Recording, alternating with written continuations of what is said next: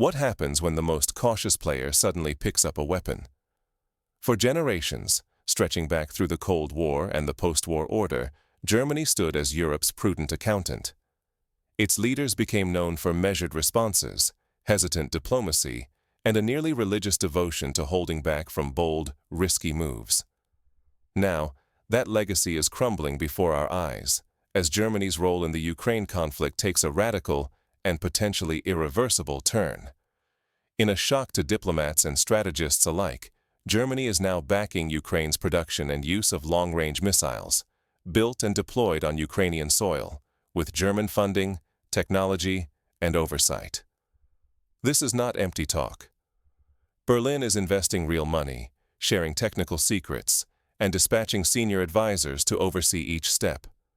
The change is so profound that it echoes moments in European history when a single state's decision has upended the balance of power. Think of Britain's guarantee to Poland before World War II, or France's nuclear breakthrough in the 1960s. This commitment goes far beyond shipping weapons across borders, a practice already fraught with controversy. For the first time in modern history, a major European nation is entangling itself in the creation and potential launch of high-stakes weaponry within an active war zone. The symbolism is unmistakable. Germany is leaving the sidelines, stepping onto the battlefield, not merely as a supplier, but as a direct enabler. The risks of such a move are not hypothetical. History offers grim precedents. During the Vietnam War, the Soviet Union's technical support and advisors to North Vietnam marked the line between indirect aid and direct involvement, raising the stakes for all sides. Here's what has leaders lying awake at night. If Europe has misjudged the moment, if this is seen as crossing an unspoken red line by Moscow, then the continent could be pulled into open confrontation with Russia. The fallout would be devastating, threatening the security, economies, and stability of every European country. The echoes of the Cuba Missile Crisis in 1962, when the world teetered on the brink due to misread intentions and escalation, are now uncomfortably close. Then, as now, the risk of miscalculation could mean the difference between peace and catastrophe. So what triggered this drastic turn? How did Berlin shift from decades of caution to direct engagement? And what will the consequences be for all of Europe and, potentially, the world order itself? To understand this transformation, we need to trace the pressures and turning points that pushed Germany to act. The road from restraint to risk did not unfold overnight. It was built on years of mounting frustration, shifting alliances, economic pressures, and a growing sense that the old playbook no longer worked. Once the slowest chess player at the table, Germany has just moved its queen, and the entire board is tilting. For decades, Berlin clung to the role of NATO's meticulous bookkeeper, counting every single euro, sidestepping direct confrontation, and cultivating a reputation as the continent's cautious financier. Germany preferred paperwork over provocation, quietly lending support from the sidelines, carefully avoiding the world's crossfire.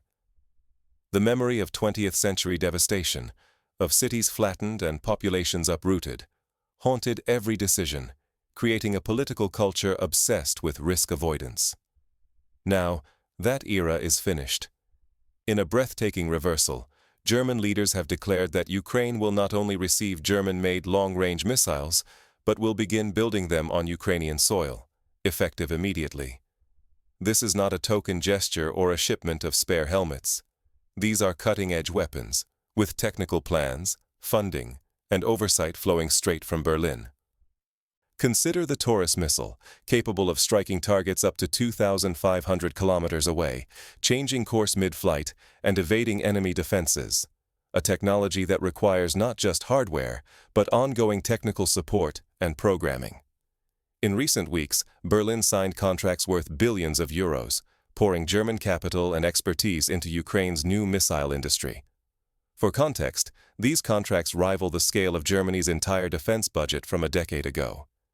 This is no act of simple charity. For the first time, Germany is embedding itself, operationally and financially, at the heart of one of Europe's most volatile conflicts. The age of cautious neutrality is over.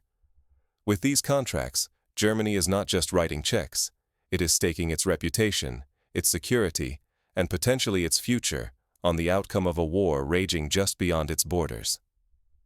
Something fundamental has shifted. Germany is no longer just delivering weapons.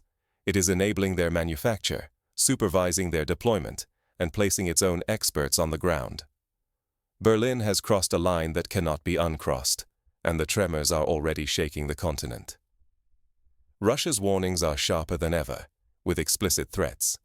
Any facility, funding, or personnel linked to these missiles could become a legitimate target. This is reminiscent of how, in the 1980s, the deployment of Pershing II missiles in West Germany led to a dangerous spiral of escalation with the Soviet Union. The stakes could not be higher.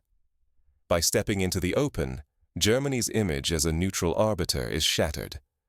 Suddenly, Berlin, and with it, all of Europe, faces the real prospect of becoming a target, both politically and militarily. This move is not just about supporting Ukraine. It exposes European cities, economies, and security architecture to unprecedented peril. Imagine the economic shockwaves if critical infrastructure in Germany or Poland were targeted, disrupting supply chains and financial markets across the continent. So what forced Berlin's hand?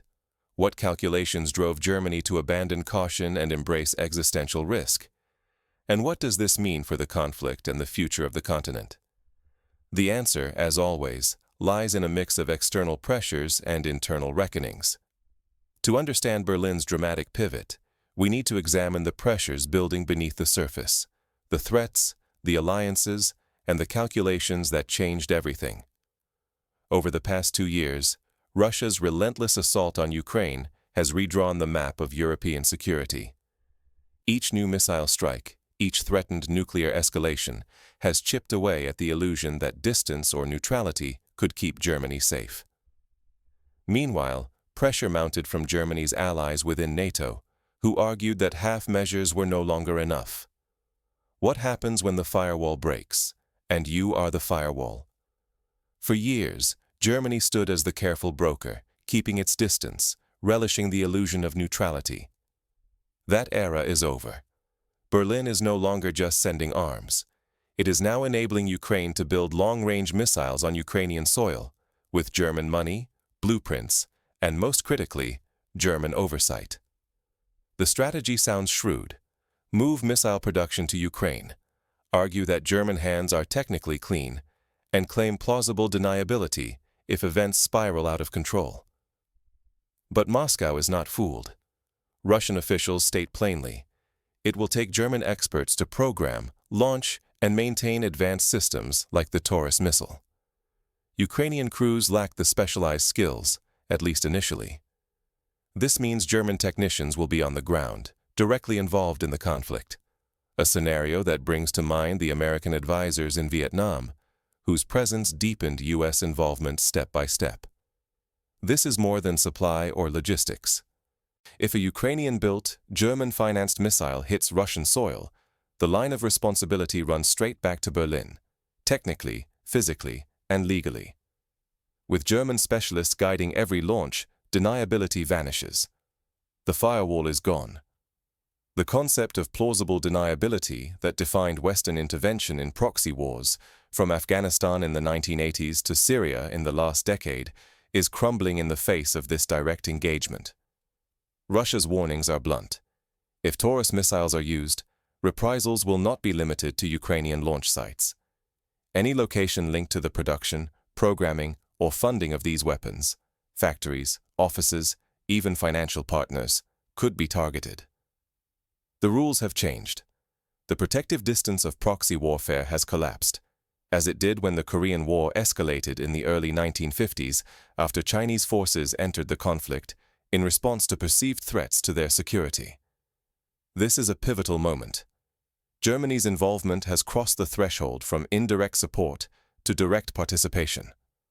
What started as a proxy conflict now risks erupting into open confrontation, breaking the long-standing taboo on direct clashes between Russia and Europe.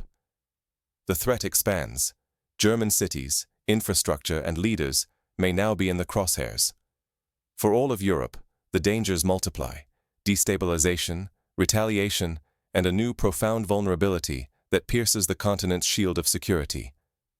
Yet the fallout from Germany's decision does not end on the battlefield.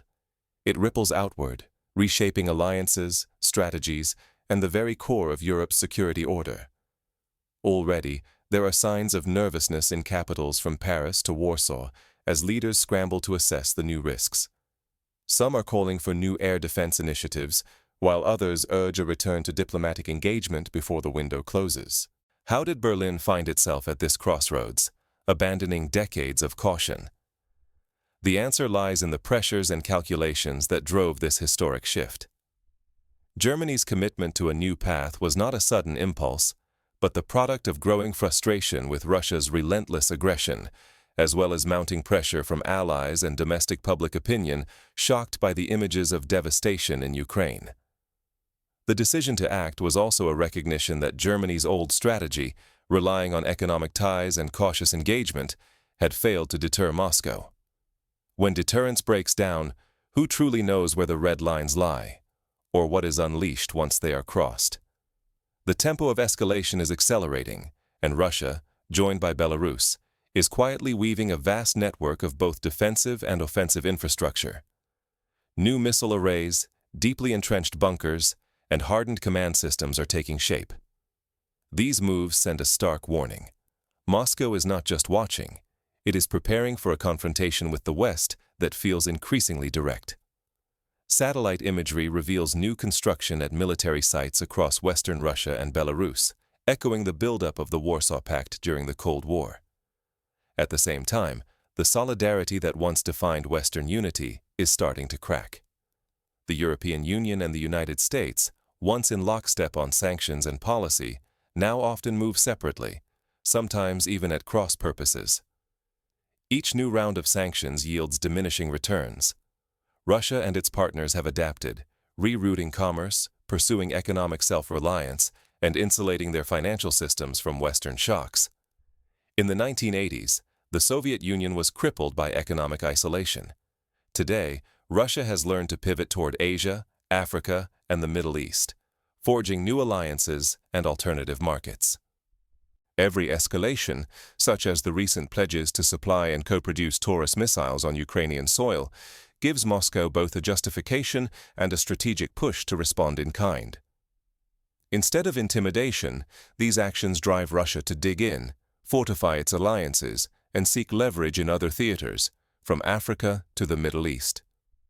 With each side doubling down, the cycle of provocation and response accelerates, narrowing the margin for error. The world has seen similar cycles before.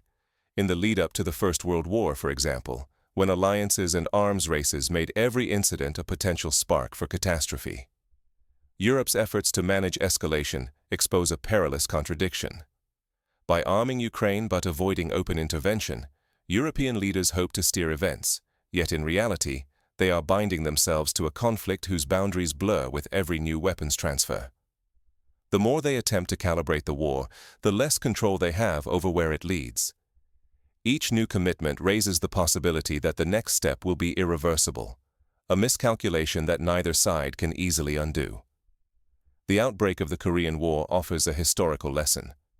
What began as a limited conflict rapidly escalated into a regional war involving multiple great powers, all convinced they could control the risks. The outcome is stark. The security framework that kept Europe stable for generations is crumbling. The old deterrence playbook is obsolete, Western influence is fading, and the danger of a rapid, uncontrollable spiral is mounting. In this volatile environment, even a single misstep, a stray missile, a misunderstood signal, could unleash sweeping consequences, militarily, politically, and economically, across Europe and far beyond. The downing of Malaysian Airlines Flight 17 over Ukraine in 2014, and the near-miss incidents between NATO and Russian aircraft in recent years, are sobering reminders of how close the world can come to disaster. With the stakes now higher than at any time in decades, the central question remains: is there a way to halt this spiral before the costs become catastrophic? Each decision now carries outsized consequences. Leaders must weigh not only immediate military needs, but the long-term survival of the European order itself. But as Germany commits more deeply, the sense of control is slipping away. The next decision may not just shape the war, it could redefine Europe's security, for better or worse. The lesson of history is clear. Wars are easy to escalate, but far harder to contain or unwind. The Balkan Wars of the 1990s, for instance, began as limited interventions, but grew to threaten the very fabric of European stability. Sometimes the strongest defenses are not built above ground, but buried deep, layered in concrete and in denial. For years, Western leaders trusted that distance, sanctions, and clever legal fictions could insulate them from the very storms they helped set in motion. That illusion is collapsing now. Germany's decision to fund and enable the construction of long-range missiles in Ukraine redraws the map, erasing the old, comforting lines of plausible deniability. This is no mere gesture. German expertise, capital, and oversight are now fused into Ukraine's weapons industry. Europe's firewall is wearing thin. However Berlin tries to disguise its involvement, these risks have become concrete. Any strike launched with these weapons could trigger retaliation, not just on the battlefield, but against European soil, infrastructure, or civilians. The cyber attacks on German infrastructure in recent years, widely believed to be orchestrated by Russian actors, may only be a taste of what is possible in a wider conflict. It is the West's own obsession with arm's-length engagement that has become its snare. Every attempt to keep hands clean by outsourcing production, delegating logistics, or hiding behind paperwork only tightens the trap. Russia and Belarus, watching intently, have shifted from threats to action. Their preparations are no longer about headlines. Instead, they are investing in deep, flexible defense, building for a confrontation that could last years. The construction of new military rail lines and hardened bunkers in Belarus is a sign that Moscow expects a protracted standoff. Europe now stands exposed. The old belief that technical fixes or diplomatic rituals could guarantee safety is fading.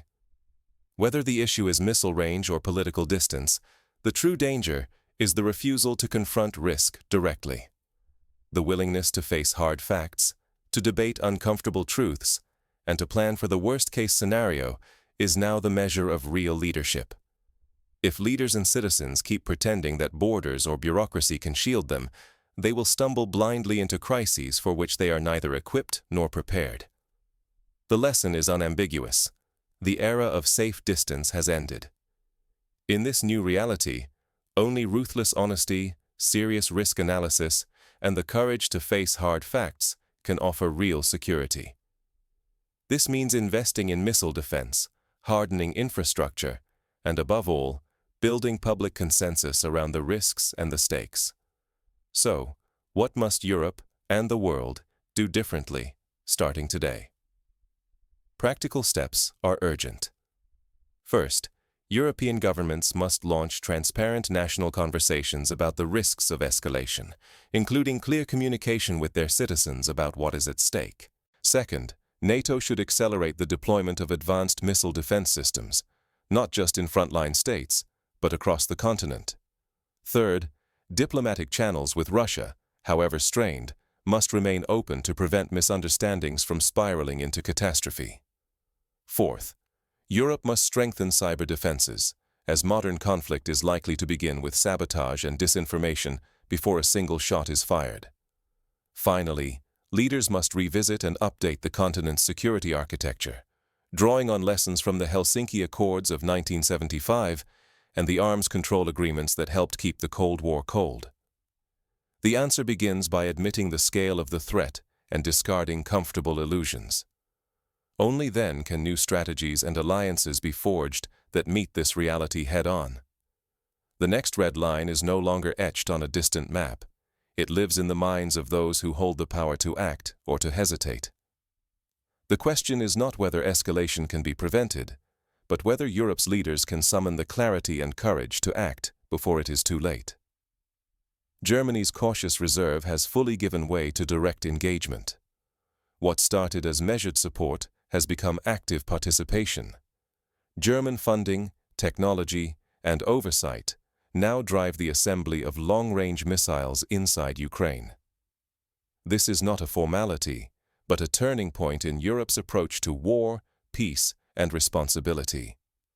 The decisions made in Berlin, Kiev, and Moscow in the coming months will shape the continent's future for a generation.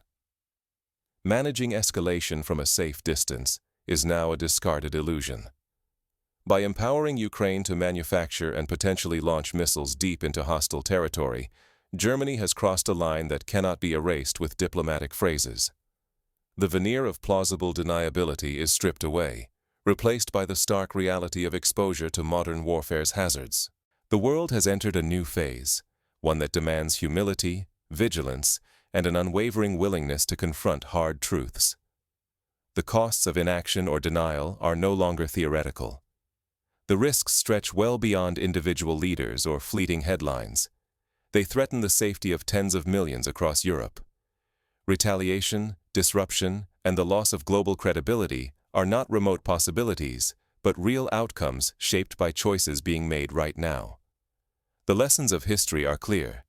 When red lines blur and illusions of safety crumble, only honesty and preparedness stand between stability and chaos. If the meaning of red lines is blurring, it is because both leaders and citizens resist acknowledging a new era. Actions taken for security can just as easily deliver danger to their own doorsteps.